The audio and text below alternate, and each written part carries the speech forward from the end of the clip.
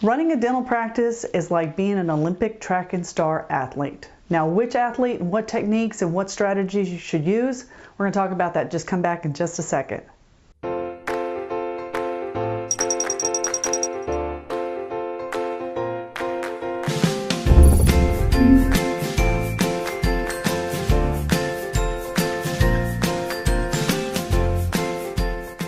Hi, I'm Ginger Bratzel from New Patient Attraction Automation and gingerbratzel.com, where we help dental practices with their strategy and coach them through making big leaps in their growth. And this time I really want to stress growth and how to focus on it. I'm going to talk about being a track star. So when we think of the Olympics, there's a lot of athletes out there. There's a lot of different competition. But when it comes to running your practice, you shouldn't emulate just one. And it's the runner. And it's not just any runner, a particular runner. So let's take, for instance, what most people think business is, the marathoner. It's a long stretch. It starts the day you start in practice and it ends the day you end. Or if you're lucky, some people go through and do it on a yearly basis. But that is a long, long span. Look at the physical attributes of a marathoner. What do they look like? You know, they're gaunt at the end. They almost look dead. They're just skin and bones. They're in agony. Now, we don't want to run our business like that. Now, let's compare it to another guy, the sprinter, the guy who does short bursts.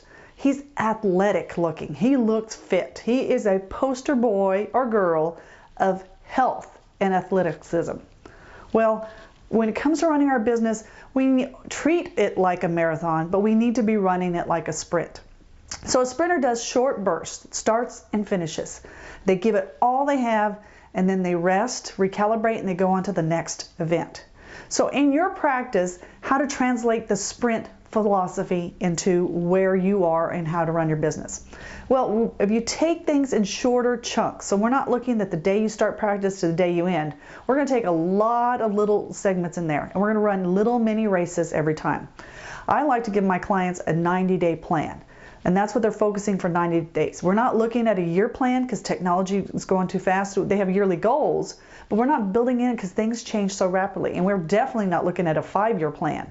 That's more of a marathon philosophy. So even within that 90-day time frame, we break it into monthly, and then also we do 2-week sprints. 2 weeks are things that we're highly focused on, that everyone's on board doing. They know what's going to happen. We have definitive outcomes, because if we don't hit our markers in those sprints, we haven't lost a whole month. We haven't lost 90 days. We haven't lost a whole year. And that's what most practices do. At the end of the year, they look back and say, hey, we tried this and it didn't go as planned. But if we had markers in there, the 2-week sprint, we can make alterations. What can we go back and change? What's working well? Maybe what can we duplicate? We call it multitasking, is doing more than one thing at the same time, but we can do multi-tracking. So if something's really working well, can we have more than one person working on that and we'll get twice as much results out of it? It gives us a chance to put our toe and sample it before jumping all the way in, and also gets real results. Because it's easy to keep your energy up for 2 weeks. Everyone can do that. So we do little bursts and we evaluate the beginning, we evaluate the end. So I want you to go back and evaluate right now in your practice how you can get off this treadmill, because that's what you are on a treadmill marathons, and how can you run a sprint that gets real reactions and real results, and your business becomes that muscular, athletic looking machine that you've always wanted. So that's your assignment. Go back and figure out what you want to do and how can we break it into first a 90-day goal, and that's in a 90-day theme. That's all we're looking at. And then within there, we're going to start with 2-week sprints and what we want to accomplish. What is our to-do list for those 2 weeks? And that's how we're going to build our sprinting physiology and then get sprinter results.